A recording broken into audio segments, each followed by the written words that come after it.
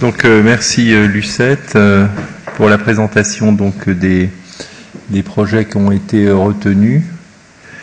Il faut dire que sur le plan méthodologique, on a été quand même très satisfait du fait que les scientifiques et cliniciens externes, et en particulier nord-américains, nous ont répondu en temps, en heure et avec des rapports qui étaient pas du tout des rapports bâclés et qui étaient vraiment de grande valeur, et je crois que ça apporte et ça nous a aidé en tous les cas dans les choix pour retenir les projets. Alors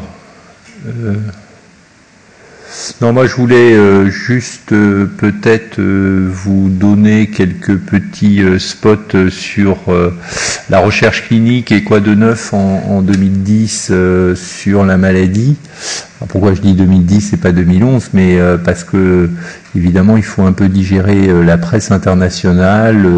Il y a un certain nombre de résultats qui sont et ont été publiés jusqu'à décembre 2010, et je vous rapporte quelques résultats. Je peux avoir mes diapos ?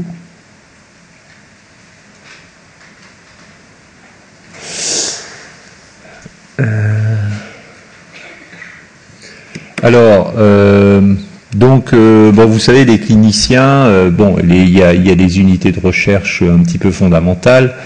On dit, les chercheurs nous reprochent souvent en tant que cliniciens d'être loin des chercheurs, et nous en tant que cliniciens des fois on est un peu loin aussi, donc c'est vrai que il y a un certain nombre de projets fondamentaux qui sont purement fondamentaux et qui sont absolument nécessaires et qui sont pas forcément au départ dédiés, c'est tous les progrès de la biologie cellulaire, de nouveaux gènes, et c'est tous ces travaux qui sont absolument nécessaires pour avancer. Alors sur le plan clinique, il y a différents aspects. Sur le plan épidémiologique, on pourra en reparler si vous voulez lors de l'atelier. Je crois qu'il y a le développement de maintenant ce qu'on appelle l'épidémiologie géospatiale, et qui est par des techniques statistiques et épidémiologiques, c'est de pouvoir recenser sur une période donnée, même avec une maladie rare, des cas incidents, et de pouvoir calculer le taux d'incidence standardisé, c'est-à-dire qu'on fait un rapport entre ce qu'on observe et ce qu'on attendrait. Et évidemment cela pose question, et je pourrais vous en parler, parce que on a par exemple en Limousin, on a pu identifier 5 clusters de SLA.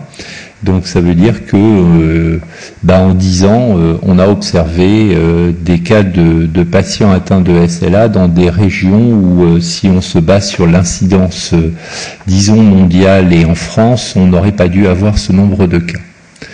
Alors, sur le plan épidémio, il n'y a pas grand-chose de nouveau en dehors que, évidemment, dans l'épidémiologie, il y a plusieurs aspects. Il y a la mesure de l'incidence, de la prévalence.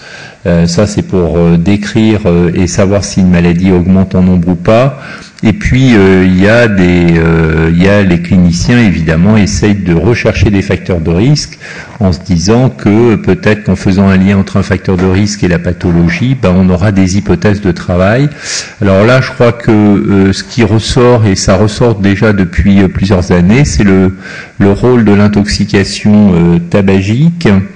Et manifestement, il y a un lien, enfin en tous les cas, il y a une association entre le fait de fumer et le risque de développer la maladie, en sachant que ce lien, il existe essentiellement pour les femmes, et que chez les hommes, il serait peut-être moins présent.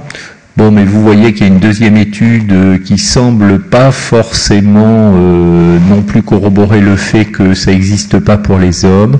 Mais enfin, en tous les cas, ça pose évidemment un certain nombre de questions. Alors, ça peut être des habitudes de vie, ça peut être une association très lointaine, mais aussi on peut se poser la question d'un rôle éventuellement toxique du tabac, les substances dans la fumée de cigarette qui peuvent générer des produits de péroxydation lipidique, l'inhibition du VEGF. Enfin, on pourra en reparler si ça vous intéresse. Alors sur les phénotypes, ça c'est la description.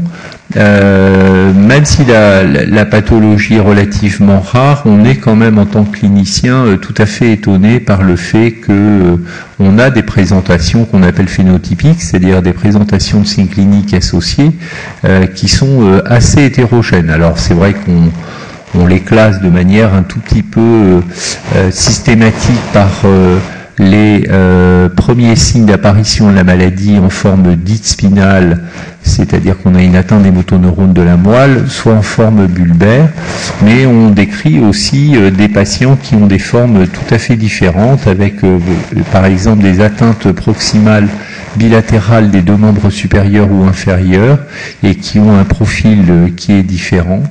Il y a des patients qui ont une atteinte de type pyramidal avec une raideur importante et qui ont également, je veux dire, un pronostic qui est différent. Et chose qui maintenant est clairement établie, c'est que la maladie peut s'associer aussi à des pathologies du lobe frontal, du lobe préfrontal, et on peut avoir une association qui heureusement n'est pas extrêmement fréquente, mais de pathologies avérées de type démence frontotemporale. Et de la même façon qu'on a une démence frontotemporale, on peut développer des maladies du motoneurone. Donc il y a tout un concept de penser qu'il y a un continuum entre les deux pathologies. Et les généticiens, on a créé au niveau français un réseau SLA-DFT, où tous les patients qui ont une maladie du motoneurone et des troubles cognitifs ou le contraire sont colligés et l'analyse génétique est faite. Donc ça, c'est au niveau de la salpêtrière que c'est fait. Donc sur l'état nutritionnel, c'est des aspects cliniques. Nous-mêmes, on est totalement persuadés, on travaille là-dessus depuis un certain nombre d'années. Manifestement, et c'est pour ça qu'on essaie de l'expliquer aux patients, c'est un facteur pronostic qui est indépendant de l'état moteur et de l'état respiratoire, et que de façon schématique, la présence d'une dégradation de l'état nutritionnel, même très précoce à la phase initiale de la maladie, est un facteur pronostic péjoratif. Alors avant, on raisonnait en termes de dénutrition, pas dénutrition, mais la dénutrition, c'est un index de masse corporelle inférieur à 18 kg par mètre carré. Il faut quand même être très dénutri pour arriver aux critères diagnostiques de l'OMS de dénutrition, et nous, on raisonne plus maintenant sur altération de l'état nutritionnel, et là, on a montré qu'il y avait clairement un effet qui est corrélé à la survie, indépendamment, en standardisant sur les autres facteurs. Alors cela, ça évidemment, ça ouvre la voie, en tous les cas, au fait que on avait mis également en évidence il y a un certain nombre d'années, tout comme l'équipe de Jean-Philippe Loeffler, mais qui lui travaille sur des modèles animaux, c'est que les patients sont hypermétaboliques. Alors tous les patients ne le sont pas, mais enfin il y a à peu près 2/3 des patients qui ont un hypermétabolisme de repos. Et si on considère que cet hypermétabolisme participe, en tous les cas, à l'équilibre nutritionnel, il y a un certain nombre donc d'arguments pour éventuellement proposer des interventions thérapeutiques, et il commence à y avoir, comme vous pouvez le voir, des essais thérapeutiques ont été mis en place. Alors il y a un essai thérapeutique qui a été mis en place en Allemagne, qui est multicentrique, qui vise à évaluer l'efficacité de l'olanzapine, qui est un neuroleptique, mais qui est un neuroleptique qui fait prendre du poids, pour voir si le fait de prendre du poids, je veux dire, est capable de modifier le pronostic. Et puis il y a un certain nombre d'interventions thérapeutiques qui est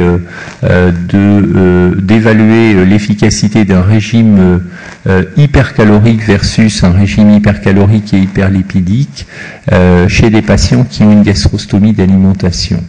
Donc c'est les premières phases, mais probablement on est à l'aube de propositions d'interventions thérapeutiques sur le plan nutritionnel pur à des phases extrêmement précoces de la maladie. Sur le plan nutrition artificielle, vous savez qu'il y a un certain nombre de patients qui refusent la gastrostomie d'alimentation et qui n'ont pas de possibilité de prendre une alimentation orale et que chez ces patients, on peut leur proposer une nutrition parentérale.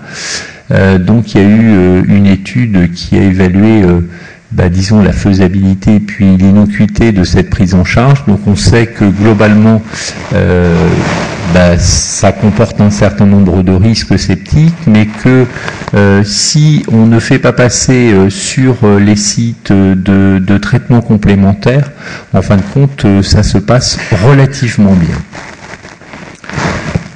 Sur le plan de l'environnement, donc il y a une étude, on pourra en reparler, là aussi ça peut-être on peut le rapprocher de l'épidémie, mais c'est nos amis bretons qui ont fait cette étude, qui ont montré que le risque était accru chez les patients agriculteurs.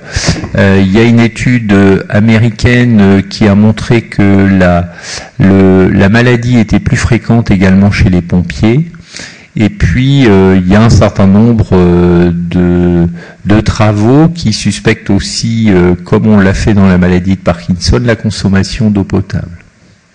Et en particulier la présence de sélénium inorganique, en sachant que lorsque l'on met en évidence ces choses-là, c'est qu'une association et c'est pas évidemment la démonstration de la causalité. Sur le plan des traitements symptomatiques, il y a un certain nombre de symptômes qui sont associés à la symptomatologie motrice et en particulier le syndrome des jambes sans repos.